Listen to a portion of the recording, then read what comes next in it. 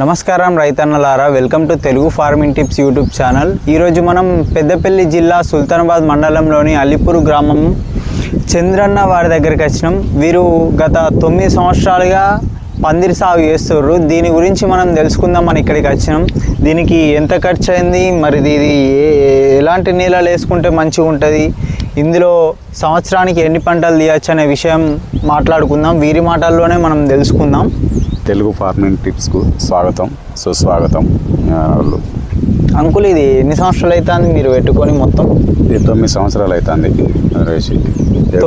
ఎకరంలో 9 సంవత్సరాలు అవుతుంది వేసి. దీంట్లో ఫస్ట్ మనకు ఏంటంటే పోళ్ళు కావాలంటే ఇక సుల్తానాబాద్ వెళ్ళి తీసుకొచ్చాం. ఇక్కడ దగ్గర అందుబాటులో ఏమో లేకపోతే సుల్తానాబాద్ వెళ్ళి తీసుకొస్తే అయితే పందిరి వేయడానికి కూడా ఇక్కడ కరీంనగర్ పెద్దపల్లి కూడా తిరిగాను. కూలీలకు ఇక్కడ మాకు ఎవరికి వేయరాదని చెప్పారు. చెప్తే ఒక రైతు ఉండి హైదరాబాదులో వేస్తారు, హైదరాబాద్లో ఉన్నారని వాళ్ళ అడ్రస్ ఇచ్చిన వాళ్ళే హైదరాబాద్ నుండి తెప్పియడం జరిగింది వాళ్ళు కూలీలు. అయితే వాళ్ళు ఒక పోలు లెక్కలో తీసుకున్నారు అన్నట్టుగా. పోలుకు ఆ రోజుల్లోనే ఒక పోలుకు 200 రూపాయలు తవ్వడం వేయడం అంతా పోలుకు 200 రూపాయలు చొప్పున వాళ్ళు వేసారు. అయితే దీని ఖర్చు టోటల్గా ఒక 3,50,000 రూపాయల దాకా వచ్చింది టోటల్ ఖర్చు. టాటా వైర్ హైదరాబాద్ నుంచే తెప్పించినాం. టాటా వైర్ ఇది 20 సంవత్సరాల దాకా గ్యారంటీ ఇచ్చారు. 20 సంవత్సరాల దాకా వారంటీ, అది గ్యారంటీ ఇచ్చారు. 20 సంవత్సరాల వరకు సిల్మ్ వచ్చినా కానీ మళ్ళీ మేమే తీసుకుంటామని కూడా ఆల్రెడీ వాళ్ళు మనకు సర్టిఫికేట్ కూడా ఇవ్వడం జరిగింది. 20 సంవత్సరాల గ్యారెంటీ తోటి ఇచ్చారు. అయితే దీంట్లో అప్పుడు మనం స్టార్టింగ్లో కొత్తగా ఫస్ట్ బీర పెట్టినాక ఫస్ట్ క్రాప్ మంచిగానే వచ్చింది, ఓకే వచ్చింది. మళ్ళీ రెండోసారి కూడా మళ్ళీ కొంత బీర కొంత కాకర పెట్టినాం. సెకండ్ టైంలో కొంచెం క్రాప్ అనేది తక్కువ వచ్చింది, పురుగు కూడా ఎక్కువ అయింది, పురుగులు కూడా. సరే అనుకొని మళ్ళీ దున్నేసి మళ్ళీ అప్పుడు 2 సార్లు దున్నకుంటే అదే హోల్స్లో అట్లే పెట్టాం.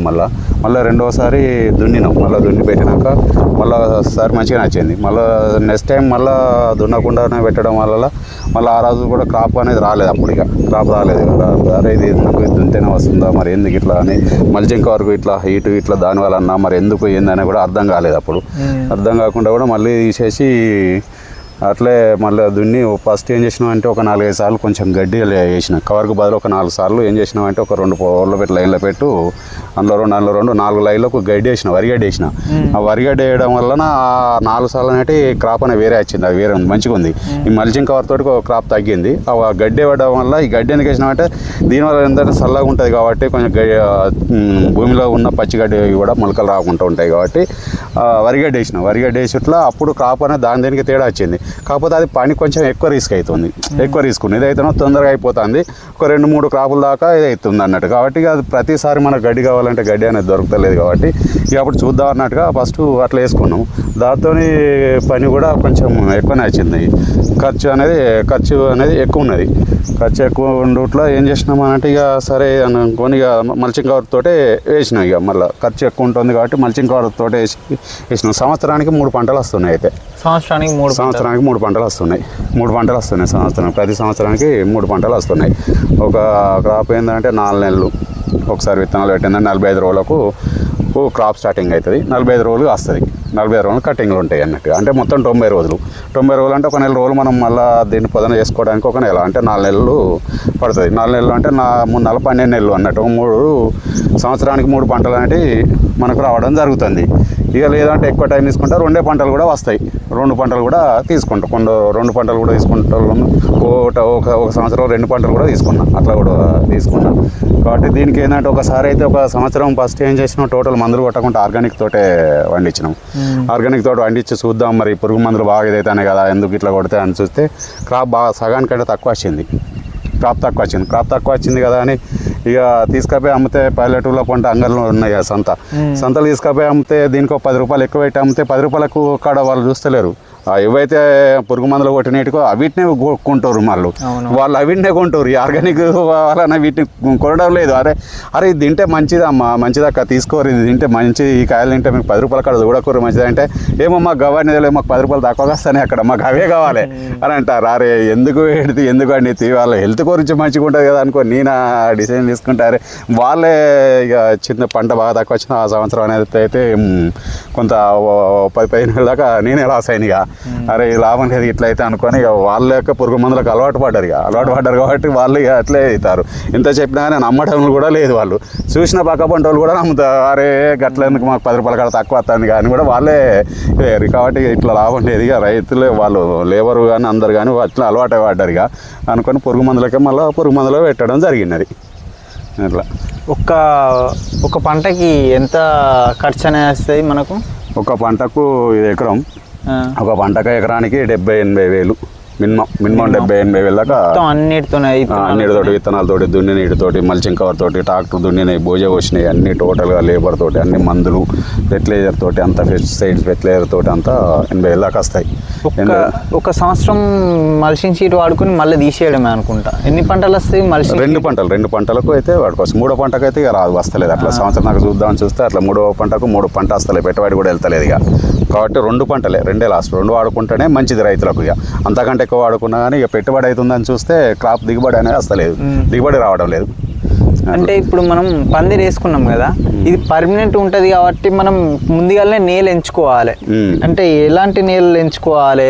ఏ నేల అయినా ఏం లేదు, నల్ల రేగడి అయినా ఏం లేదు, మన దుబ్బ అయినా ఏం లేదు, ఎర్ర రేగడి అయినా ఏం లేదు, మన పుట్టమన్ను మట్టి అయినా కానీ ఏం లేదు. ఎలాంటి భూములు అయినా కానీ పంట తీసుకోవచ్చు, ఎలాంటి భూములు అయినా పంట తీసుకోవచ్చు. కాకపోతే నల్ల రేగలలో కొంచెం తక్కువ వస్తుంది. ఎరువులు వేసుకుంటే కోడేరు కానీ మన ఆవులు ఎరువు వేసుకుంటే ఇంకా చాలా మంచిగా ఉంటుంది అన్నట్టు. గొర్రెరు ఇవి కానీ వేస్తే, కోడేరు ఒకటే పంటకు చూపిస్తుంది, తొందర రిజల్ట్ ఉంటుంది, తొందరగా అయిపోతుంది, ఒకటే క్రాప్ అయిపోతుంది. అదే ఆవులే కానీ బర్రెలే కానీ గొర్రెలే కానీ ఎరువు ఏది ఉంటే 2 క్రాప్లకు పనిచేస్తుంది. అట్లా ఇప్పుడు మీరు ఏవేవి పెట్టుకున్నారు? ఇప్పుడు ఇందులో బీర పెట్టినాం, ఒక బీర ఉన్న కొంచెం అంతా ఇటు ఒక 4-5 లైన్లు కాకర పెట్టినా, ఇటు బీర పెట్టినాం. అంతర్ పంట కింద ఏమైనా పెట్టుకున్నారు? అంతర్ పంట కింద చిన్నగా గోడిచిక్కుడు పెడదాం అన్నట్టుగా ఒక 2 లైన్లు పెట్టి చూసినాం. ఇటు ఒక 2 లైన్లు గోడిచిక్కుడు పెట్టినాం, అటు ఒక 2 లైన్లు బెండ పెట్టినాం కానీ వీటితో ఏమవుతుందంటే నల్లి వస్తుంది వీటికి. ఈ గోడిచిక్కుడుకు బెండకు తొందరగా నల్లి వస్తుంది. అది నల్లి వచ్చి ఏమవుతుందంటే వీటికి కూడా బీర కాకర కూడా నల్లి అనేది దీనికి స్థాపించి ఇట్లా ఇగో నల్లి ఇట్లా ఉంది, ఇగో అలా పెట్టేవారికి అవి పెట్టేవారికి నల్లితో అనేది బాగా అవుతుంది అన్నట్టుగా. మందులు కొట్టినా కానీ ఇట్లా పోవడం లేదన్నట్టు. అందుకని అది కాకపోతే ఏంటంటే మనకు ఒక బీర కాకర ఉంటే సంతలల్లో అమ్మడం అసలు పోతలేదు, కాయలు పోవడం జరుగుతలేదు. ఒక 4-5 రకాలు ఉంటే, ఇంత గోడిచిక్కుడు, ఇంత బెండ, మిర్చి, టమాటా ఉంటే బాగుంటుందని అందుకొరకు పెడుతున్నాం. కానీ దానివల్ల ఏమవుతుందంటే నల్లి అటాక్ అవుతుంది. అట్లా మీరు మార్కెట్కి ఇస్తారా లేకపోతే మీరే అమ్ముకుంటారా? మేమే అమ్ముకుంటాం. ఫస్ట్ స్టార్టింగ్ మార్కెట్కి వేసినాం, ఒక 4 సంవత్సరాలు మార్కెట్కి వేసినాం. ఇప్పుడు 4-5 సంవత్సరాలు మళ్ళీ అమ్ముకుంటాను. ఫస్ట్ మార్కెట్కి వేస్తే ఏముంది, అక్కడికి పోతే దళారులు అప్పుడే మన ముందటనే ఇక్కడనే 20 రూపాయలకు కొంటారు, 40 రూపాయలకు అమ్ముకుంటారు. వాళ్ళు కొనడం 20 రూపాయలకు, వాళ్ళు అమ్మడం మన ముందటనే ఒక గంటలనే వాళ్ళు కిలోకి 20 రూపాయలు వాళ్ళు లాభపడతారు. ఇక్కడ 3 నెలలు పంట పండించినంత 3-4 నెలలు ఇది అవుతుంది. వాళ్ళు అప్పుడప్పుడు గంటలే 20 రూపాయలకు కొంటారు, మళ్ళీ 40 రూపాయలకు అమ్ముకుంటారు. అంటే వాళ్ళకి అప్పుడప్పుడు 20 రూపాయలు వాళ్ళకు రావడం జరుగుతుంది. ఇక అని కొంచెం సంతలు స్టార్ట్ అయినాక చేద్దామని వేరే విలేజ్లలో, పల్లెటూళ్ళలోనే సంతలలో అమ్ముకుంటాను. ఎక్కడెక్కడ వెళ్తారు?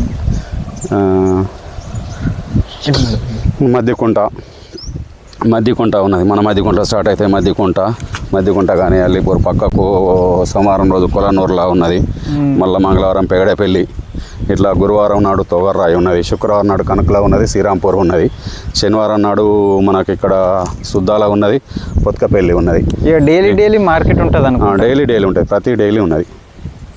అక్కడికి వెళ్ళి అమ్ముకుంటాం. మళ్ళీ ఇదే పని, మళ్ళీ పొద్దున వచ్చి ఇదే పని, తెంపకడం, మళ్ళీ మధ్యాహ్నం వరకు కాళ్ళు తెంపుకోడు చేసుడు, మళ్ళీ అన్నం మందులు ఇట్లా ఉంటే మందులు ఎక్కించుకోడు, మళ్ళీ సాయంత్రం అయిందంటే మళ్ళీ బండి పట్టుకొని మళ్ళీ విలేజ్ సంతలలో పోవడం, అమ్ముకోవడం, మళ్ళీ వచ్చే వరకు నైట్ 9-10 అయితే మళ్ళీ అన్నం పడుకోవడం, మళ్ళీ పొద్దున్న లేస్తే మళ్ళీ ఇదే పని.